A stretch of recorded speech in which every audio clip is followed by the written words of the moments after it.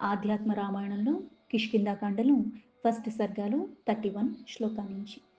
హనుమంతుడు ఎప్పుడైతే రామలక్ష్మణుల్ని తన భుజాల మీద ఎక్కించుకుని అక్కడికి సుగ్రీవుడున్న సమీపానికి తీసుకొచ్చి సుగ్రీవుడికి నమస్కరించి, కపిరాజా భయాన్ని విడిచిపెట్టు, రామలక్ష్మణులు వచ్చి ఉన్నారు, వీళ్ళు వాలి ద్వారా పంపిన వాళ్ళు కారు, అందుకని మనమేమి భయపడక్కర్లేదు అని చెప్పాడు. శీఘ్రముత్తిష్ట రామేణ సఖ్యం తే యోజితం మయా అగ్నిం సాక్షిణమారూప్య తేన సఖ్యం ధృతం కురు. వెంటనే వేగంగా లేచి ఆ రాముడితో స్నేహం చేసుకో, ఆ ప్రణాళికని నువ్వు రచింపు, అగ్నిని సాక్షిగా చేసుకుని అతనితో స్నేహం చెయ్యి, ఆలస్యం చెయ్యకు అని హనుమంతుడు ఆ సుగ్రీవుడికి చెప్పాడు. ततो अतिहर्षत्सुग्रीवः समागम्य रघुत्तमं वृक्षशाखां स्वयं चित्वा విష్టరాయ దధోముధా. అంతటా సుగ్రీవుడు చాలా సంతోషంతో ఆ రఘుత్తముడి దగ్గరికి చేరి స్వయంగా ఒక చెట్టు కొమ్మను విరిచి ఆసనంగా చేసి ఆనందంతో ఆదరంతో రాముణ్ణక్కడ కూర్చోమని నియమించాడు. హనుమాన్ లక్ష్మణాయాదత్ సుగ్రీవాయ చ లక్ష్మణః హర్షేణ మహతావిష్టాః సర్వ ఏవావతస్థిరి. ఇక్కడ ఎప్పుడైతే రాముడిని కూర్చోపెట్టాడో హనుమ లక్ష్మణుడు, అలాగే సుగ్రీవుడికి కూడా ఆసనాలు ఏర్పరిచాడు హనుమంతుడు. అందరూ చాలా ఆనందంతో అక్కడ కూర్చున్నారు. లక్ష్మణ స్వాబ్రావిత్ సర్వం రామ వృత్తాంతమాదితః వనవాసాభిగమనం సీతాహరణమేవ చ. శ్రీరాముడు యొక్క వృత్తాంతం మొదటి నుంచి జరిగిందంతా కూడా, ఆ వనవాస కాలము, వనవాసానికి రావటము, తర్వాత సీత యొక్క అపహరణ, ఇవన్నీ కూడా లక్ష్మణుడు వివరంగా సుగ్రీవుడితో చెప్పాడు. లక్ష్మణోక్తం వచః శ్రుత్వా సుగ్రీవో రామమబ్రవీత్ అహం కరిష్యే రాజేంద్ర సీతాయాః పరిమార్గణం. లక్ష్మణుని మాటలు విన్న సుగ్రీవుడు రాముడికి ఇట్లా చెప్పాడు, ఓ రాజేంద్ర, సీత అన్వేషణ నేను చేస్తాను అని. సహాయామపి తే రామ కరిష్యే శత్రుఘాతినః శృణు రామ మయా దృష్టం కించిత్తే కథనామ్యహం. రామ, ఓ శత్రు సంహారమందు కూడా నీకు సాయం నేను చేస్తాను, ఓ రామ విను, నేను చూచినది కొంచెమే నీకు వినిపిస్తాను అన్నాడు. ఏకదా మంత్రిభిः సార్ధం స్థితోహం గిరిమూర్ధని విహాయ సా నీయమానం కేనచిత్ ప్రమతోత్తమాం. ఒక్కసారి నా మంత్రులతో గిరిశిఖరం పైన నిలిచి ఉన్నాను. రామా రామా అని ఆక్రోధనతో ఆకాశ మార్గంలో ఒకళ్ళు తీసుకెళ్ళిపోతున్న ఒక ఉత్తమమైన స్త్రీమూర్తిని నేను గమనించాను అన్నాడు. క్రోశంతిం రామ రామేతి దృష్ట్యా స్వాన్ పర్వతోపరి ఆముచ్య భరణాన్యాషు స్తోత్వరీయేణ భామిని. పర్వతంపై ఉన్న మమ్మల్ని చూసి ఆ భామిని నగలు అన్నీ తీసేసి అవన్నీ కూడా తన కొంగులో చుట్టి ఆ మూటగా కట్టి కొంగును చించి అవి కిందకు పాడేసింది, వదిలిపెట్టేసింది. నిరీక్ష్యాదః పరిత్యజ్య క్రోశంతి తేన రక్షస నీతాహం భూషణాన్యాషు గుహాయామక్షిపం ప్రభు. అయితే స్వామి అని విలపిస్తున్న ఆమె ఒక్క రాక్షసుని చేత తీసుకోబడి వెళ్ళిపోయింది ప్రభు. నేను వెంటనే ఆ ఆభరణాల మూటను గుహలోపల దాచి ఉంచాను. ఇదానీమపి పశ్యత్వం జానీహి తవ వానవ ఇత్యుక్త్వా నీయ రామాయ దర్శయామాస వానరః. నీవు వాణ్ణి చూడు, ఇవి నీ భార్యవి అవునో కాదో తెలుసుకో అని చెప్తూ వానర్రాజు ఆ నగల మూటను తెప్పించి శ్రీరాముడికి చూపించాడు సుగ్రీవుడు. విముచ్య రామస్తదృష్ట్వా హే సీతేతి ముహుర్ముహుః హృది నిక్షిప్య తత్సర్వం రురోధ ప్రాకృతో యథా.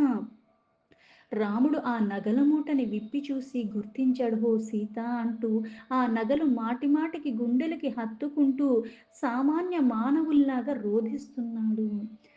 అశ్వాస్య రాఘవం భ్రాత లక్ష్మణో వాక్యమబ్రవీత్ అచిరేణైవ తే రామ ప్రాప్యతే జానకి శుభ. రాముణ్ణి ఊరడిస్తూ సోదరుడైన లక్ష్మణుడు ఆ మాటలు ఇలా చెప్తూ, రామ, ఆ చిరకాలమును వానర్రాజైన వచ్చిన సుగ్రీవుడి సాయంతో యుద్ధమున్న రావణాసుని వధించి శుభలక్షణాలు కలిగిన సీతాదేవిని మనం తిరిగి మళ్ళీ పొందగలము అని. వానరేంద్ర సహాయేన హత్వా రావణమహవే సుగ్రీవో అప్యాహ హే రామ ప్రతిజ్ఞాం కరవాణితే సమరే రావణం హత్వా తవ దాస్యామి జానకిం. సుగ్రీవుడు మళ్ళీ ఇట్లా అన్నాడు, ఓ రామ, నేను ఇదే ప్రతిజ్ఞ చేస్తున్నాను, యుద్ధముల్లో రావణాసుని చంపి ఆ జానకీదేవిని తిరిగి నీకు నేను సమర్పించుకుంటాను.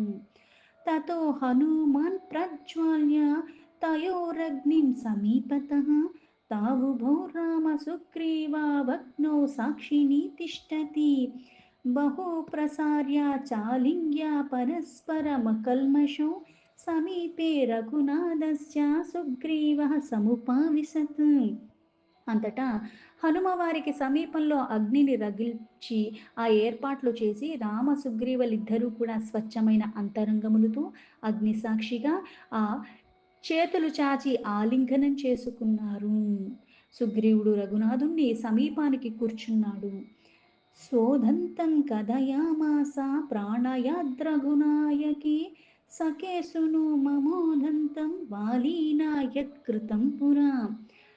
ఆ రఘురాముడి సుగ్రీవుడు ప్రేమపూర్వకంగా తన ఉదాంతానంతా కూడా ఈ విధంగా వివరిస్తున్నాడు తన వృత్తాంతాన్ని. మిత్రమా, వాలి చేత నాకేమి సంభవించెనో చెప్తాను విను అని. మయా పుత్రోధా మాయావి నామ్నా పరమధున్మదః కిష్కిందాం సముపాగత్య వాలినాం సముపాహ్వయత్. మరీ ఎక్కువ కావ్రము కలిగినవాడు, మయుని యొక్క పుత్రుడు, మాయావి అయినవాడు ఒకానొకడు కిష్కిందకి చేరి వాలిని యుద్ధానికి పిలిచాడు. సింహనాదేన మహతా వాలీతు తదమర్శనః నిర్యయో క్రోధతామ్రాక్షో జగాన దృఢముష్టిన.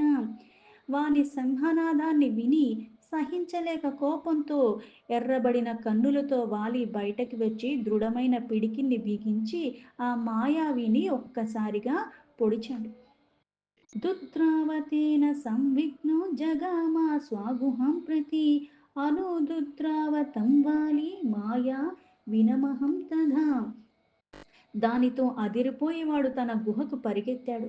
ఆ మాయావి అన్న వాలి నేను అనుసరించి పరిగెత్తుకుంటూ వాడి వెనకాలే వెళ్ళాం. తతః ప్రవిష్టమాలోక్య గుహా మాయావినం వృషా వాలి మామాహాతిష్టత్వం బహిర్గచ్ఛామ్యహం గుహాం ఇత్యుక్త్వా విశ్వసా గుహాం మాసమేకం న నిర్యయో. మాయావి తన గుహలోకి జొరబడి వెళ్ళిపోవటం చూసి వాలి కూడా కోపంతో నువ్వు వెలుపలే ఉండు, అంటే నువ్వు బయటే ఉండు అని తాను గుహంలోకి వెళ్ళాడు. అయితే నేను అలానే అని చెప్పాను, గుహలోకి ప్రవేశించాడు. ఒక నెల గడిచిపోయింది, అట్లా తిరిగి ఇంకా గుహలోంచి బయటికి రానేలేదు. మాసాదూర్ధ్వం గుహద్వారా నిర్గతం రుధిరం బహు తదృష్ట్వా పరితప్తాంగో మృతో వాలీతి దుఃఖితః. ఇలా ఒక నెల అయిపోయినా బయటికి రాకపోయేసరికి నెల దాటిన తర్వాత గుహ నుంచి రక్తమేమో ఈ నీరి ప్రవాహంలాగా వచ్చేస్తూ ఉన్నది. అది చూసి నేను ఇంకా బాధకి లోబడ్డాను. వాలి మరణించాడని భావించి నేను చాలా దుఃఖానికి లోబడ్డాను. గుహద్వారీ శిలామేకాం నిధాయ గృహమాగతః తతోబ్రవం మృతో వాలి గుహాయాం రక్షసా హతః. గుహద్వారం వాలి చంపేశాడేమో అని వాలి చంపబడ్డ ఆ మాయావి మళ్ళీ బయటికి రాకుండా ఉండాలని నేను వెంటనే ఆ గుహద్వారాన్ని మూసేశాను. ఎందుకంటే మళ్ళీ కిష్కింద వైపు వస్తాడేమో అన్న భయం వేసింది. అందుకని ఒక శిలని ఆ గుహద్వారం దగ్గర పెట్టి అది మొత్తం ఆ ద్వారాన్ని మూసేశాను. ఆ బాధతోనే నేను ఇంటికైతే తిరిగి వచ్చేశాను. గుహద్వారీ శిలామేకాం నిధాయ గృహమాగతః తతోబ్రవం మృతో వాలి గుహాయాం రాక్షసా హతః. ఆ రాక్షసుల చేతిలో వాలి చంపబడి ఉన్నాడనుకుని నేను అదే బాధలోకి లోబడిపోయి గుహద్వారానైతే మూసేసి నేను వెళ్ళిపోయాను. తచ్చుత్వా దుఃఖితా సర్వే మామనిత్యంతమప్యుత రాజ్యాభిషేచనం చక్రుః సర్వే వానరమంత్రిణః. అయితే ఈ వాలి యొక్క మరణ వార్త విని అందరూ దుఃఖానికి లోబడ్డారు. సమస్త వానర మంత్రి పుంగవులందరూ కూడా నాకిష్టం లేకపోయినా సరే కృష్ణుడికి ఒక రాజు ఉండాలని, నన్ను రాజుగా చెయ్యాలని అభిషిక్తుడిని చేయించి రాజుగా చేశారు. శిష్టం తదా మయా రాజ్యం కించిత్ కాలమరింధమా తతః సమాగతో వాలి మామాహ పురుషం వృషా. శత్రుధమన తర్వాత కొంతకాలం నా చేత రాజ్యం పరిపాలించబడిన తర్వాత అంతలో వాలి తిరిగి వచ్చాడు. నాతో క్రోధంతో పౌరుషంగా పలికాడు వాలి. బహుదా వత్సయిత్వా మాం నిజగాన చ ముష్టిభిః తతో నిర్గత్య నగరాదాధావం పరయాభివ్యా.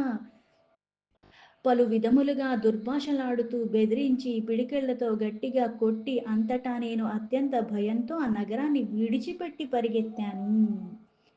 లోకాన్ సర్వాన్ పరిక్రమ్య ఋష్యమూకం సమాశ్రితః ఋష్యేహ శాపభయాత్ సోపి నాయాతీమం గిరిం ప్రభో. ప్రభు, నా రక్షణ కోసం లోకాలన్నీ తిరిగి తిరిగి తిరిగి ఎక్కడా రక్షణ లేదని చివరికి ఈ ఋష్యమూకాన్ని ఆశ్రయించాను. నాయన్న ఆ ఋషుల శాపానికి భయపడి ఈ కొండకైతే రానే రాడు. తదా మమ భార్యాం సా స్వయం భుక్తే విమూఢదిః అతో దుఃఖేన సంతప్తో హృతాధారో హృతాశ్రయః. ఆ రోజు నుంచి మూఢాత్ముడైన నా అన్న నా భార్యను కూడా అతడే అనుభవిస్తున్నాడు. అందువలనే భార్యను కోల్పోయాను, సర్వస్వాన్ని కోల్పోయి ప్రాణభృతితో ఇక్కడే ఉన్నాను. వసామ్యద్యా భవత్పాదా సంస్పర్శాత్ సుఖితో అస్మ్యహం మిత్రదుఃఖేన సంతప్తో రామో రాజీవలోచనః. నాకు ఆశ్రయం కరువైంది. దుఃఖంలో పరితపిస్తూ కాలాన్ని ఇక్కడే గడుపుతున్నాను. నేనాడు నీ పాద స్పర్శతో కాస్త సుఖాన్ని పొంది ఉన్నాను. మిత్రుడి దుఃఖంలో మరింతగా బాధపడి కమలనయనుడైన శ్రీరాముడు మళ్ళీ ఆ సుగ్రీవుడితో ఇలా అంటున్నాడు. హనిష్యామి తవ ద్వేష్యం శీఘ్రం భార్యాపహరిణాం ఇతి ప్రతిజ్ఞామకరోత్ సుగ్రీవస్య పురస్తథా. సుగ్రీవా, నీ శత్రువైన వాలిని, నీ భార్యను అపహరించిన వాడిని త్వరగానే చంపి వధించి నీకు ని అదన్నీ కూడా లభించేలా చేస్తాను అని సుగ్రీవుడికి ప్రతిజ్ఞ చేస్తాడు శ్రీరాముడు. సుగ్రీవో అప్యాహ రాజేంద్ర వాలి బలవతాంబలి కథం హనిష్యతి భవాన్ దైవేరపి దురాసధం. సుగ్రీవుడు మళ్ళీ రాముడితో ఇలా అంటాడు, రాజేంద్ర, వాలి చాలా బలశాలుల్లో కూడా బలశాలి, దేవతలకు కూడా లొంగనివాడు. అతన్ని నువ్వెలా చంపగలవు? ఎందుకంటే రాముడు బలం ఎలాంటిదో తనకి తెలియదు కాబట్టి, వాలి బలం ఎంతో తనకి తెలుసు కాబట్టి. వీరశ్రేష్ఠ, అతని బలం గురించి నేను నీకు వివరిస్తాను విను అని రామ ఒకానొకప్పుడు శృణుతే కథయిష్యామి తద్బలం బలినాంబర కదాచిత్ దందుభిర్నామ మహాకాయో మహాబలః. ఒకానొకప్పుడు ఒక పెద్ద శరీరం కలిగిన వాడు మహాబలవంతుడు అయిన దందుబి అనువాడు గొప్ప అడవిదున్న రూపాన్ని ధరించి కిష్కిందకి వచ్చాడు. కిష్కిందామఘామద్రామ మహామహిషరూపదృక్ యుద్ధాయ వాలినం రాత్రో సమాహ్యాయత భీషణః. అయితే ఇలా కిష్కిందకి ఆ రూపంలో వచ్చిన రాక్షసుడు రాత్రివేళ భయంకరంగా అరుస్తూ వాలిని యుద్ధానికి ఆహ్వానించాడు. తచ్చుత్వా సహమానోऽసౌ వాలి పరమకోపనః మహేశం శృంగయోర్ధృత్వా పాతయామాస భూతలే. అయితే ఇలా రాత్రివేళ భయంకరంగా అరుస్తూ ఎప్పుడైతే అతను యుద్ధానికి వాలిని పిలిచాడో అది విని సహించలేని వాలి చాలా కోపం మీద చెలరేగిపోయి ఆ దందుబి యొక్క కొమ్ముల్ని రెండిటిని పట్టి ఇక్కడ ఒక్కసారిగా అటు ఇటు తిప్పి నేలకేసి కొట్టాడు. మాధీనేకేన తత్కాయమాక్రామ్యాస్య శిరోమహత్ హస్తాభ్యాం భ్రమయశ్చిత్వా తోలయిత్వా క్షిపద్భువి. ఎప్పుడైతే ఇలా వేసి కొట్టాడో ఒకే ఒక్క పాదముతో వాని శిరస్సుని తొక్కిపెట్టి చేతులతో వాని శిరస్సుని మెలితిప్పేశాడు, తుంచివేశాడు చేతులతోనే. ఆ తలను తల తూచి దూరంగా ఒక్కసారిగా పడేటట్లుగా విసిరేశాడు వాలి. పపాత తచ్చిరో రామ మాతంగాశ్రమ సన్నిధౌ యోజనాత్ పతితం తస్మాన్ మునిరేశ్రమ మండలే. అయితే రామ అంటే అంత పెద్ద శరీరం కలిగిన వాడు తలకాయని అవలీలగా చేతులతోనే అటు ఇటు తిప్పేసి దాన్ని పీకేసి విసిరేయటం కూడా చేశాడు. అయితే రామ ఆ దందుబి యొక్క శిరస్సుని అక్కడ ఎంత దూరానికి విసిరాడంటే ఈ యొక్క యోజన అంటే దగ్గర దగ్గర ఒక 13 కిలోమీటర్ల దూరంలో విసిరేశాడు. ఆ విసరటం అదొచ్చి మాతంగ మౌని యొక్క ఆశ్రమం సమీపంలో పడింది. దానివలన ఆశ్రమ ప్రాంతమంతా కూడా రక్తపు వర్షం పడినట్టుగా అయింది. ఎందుకంటే అది పెద్ద శరీరము. ఒక్కసారిగా అంత వేగంగా వచ్చి పడేసరికి అక్కడంతా కూడా రక్తం బాగా చిందింది. రక్తవృష్టిः పపాతోశ్చేద్దృष्ट्वा తాం క్రోధముర్జితः మాతంగో వాలినం ప్రాహ యద్యాగంతాసి మే గిరిం ఇతః పరం భగ్నశిరా మురిష్యసి న సంశయः ఏవం శాప్తస్తదారభ్యారుష్యమూకం న యాత్ససౌ. దానిని చూసి ఆగ్రహానికి లోబడిన మాతంగ మునివర్యుడు వాలిని గూర్చి ఇట్లా శపించాడు. నీవు నా కొండపైకి ఇక ముందు గనక మళ్ళీ వచ్చావు అంటే నీ శిరస్సు కూడా పగిలిపోయి మరణిస్తావు. ఇందులో ఎటువంటి అనుమానం లేదు అని ఆ శాపాన్ని ఇచ్చిన కారణంగా వాలి ఆ రోజు నుంచి ఇక్కడికి ఇంక ఎప్పటికీ కూడా ఋష్యముఖం వైపుగా అసలు రానే రాడు. రావటమే మానేశాడు. ఏతత్ జ్ఞాత్వాహమప్యత్ర వసామి భయవర్జితః రామః పశ్యాశిరస్తస్య దందుబేహ పర్వతోముపం. ఇదంతా చెప్పిన తర్వాత అందుకే రామ ఇక్కడ నిర్భయంగా తను రాడని నేనిక్కడ నివసిస్తున్నాను. పర్వతంతో సాటి వచ్చే దందుబి యొక్క శిరస్సు చూడు ఎంత పెద్దగా ఉందో దాన్ని ఇలా విసిరాడు అని చూపిస్తున్నాడు. తక్షేపణే యథాశక్తః శక్తస్త్వం వాలినో వదే ఇత్యుక్త్వా దర్శయామాస శిరస్తద్ గిరిసన్నిభం. అయితే నీవు దాన్ని ఎగజిమ్మి వెయ్యగలిగితే అంటే ఇప్పుడు వాలి బలం తెలుసు ప్రత్యక్షంగా కూడా చూశాను. అంటే నీ బలం ఎంతో తెలియకుండా నిన్ను నమ్ముకుని నేను మళ్ళీ వెళ్తే మళ్ళీ నాకేమన్నా అవుతుందేమో. ఎందుకంటే వాలి బలవంతుడు.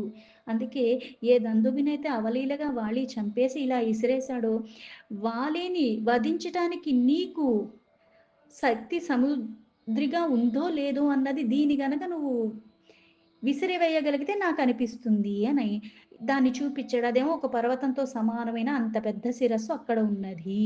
అది రాముడికి చూపిచ్చి అన్నాడు. దృష్ట్వా రామః స్మితం కృత్వా పాదాంగుష్టేన చాక్షిపత్ దశయోజన పర్యంతం తదద్భుతమివాభవత్. వాలి ఒక్క యోజనం దూరానికి విసిరాడు.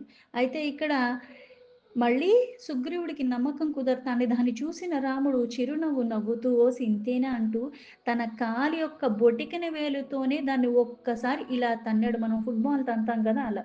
తన్నగానే అది 10 యోజనాలు దూరానికి వెళ్ళిపోయి అవలీలగా అక్కడ జిమ్మి వేసినట్టుగా పడిపోయింది. అది చూసి వారికి అతి అద్భుతంగా అనిపించింది. సాధు సాధ్వీతి సంప్రాహ సుగ్రీవో మంత్రిభిः సహ పునరప్యాహ సుగ్రీవో రామం భక్త పరాయణం. మంత్రులతో సహా సుగ్రీవుడు భలే భలే అని రాముణ్ణి పొగడ్తలతో ముంచెత్తేశాడు. ఎందుకంటే ఏ వాలి వల్ల భయానికి లోబడ్డాడో దాన్ని తలదన్నే శక్తి సమర్థతలు రాముడు ఉన్నాయి అన్న విశ్వాసం కలిగిన కారణంగా ఆనందం వచ్చింది. భక్తజన పారాయణుడైన శ్రీరాముడితో సుగ్రీవుడు మళ్ళీ ఇట్లా అంటున్నాడు. ఏతే తాళా మహాసారాः సప్తపశ్యా రఘుత్తమా ఏకేకం చాలయిత్వాసౌ నిష్పత్రాన్ కురుతే అంజసా. ఓ రఘునాథ, చాలా బలంతో కూడుకున్న ఈ తాడి చెట్లు ఏడింటిని చూస్తున్నావా? వాలి వాటిని ఒక్కొక్కటిగా అవలీలగా కదిలించేసి ఆకులన్నీ రాలిపోయేటట్టుగా చెయ్యగలిగిన సమర్థత ఉన్నవాడు అని మళ్ళీ చెప్పాడు రాముడికి. దీంతో ఆధ్యాత్మ రామాయణంలో కిష్కింధాకాండలో ఫస్ట్ సర్గాలో 72 శ్లోక సంపూర్ణం.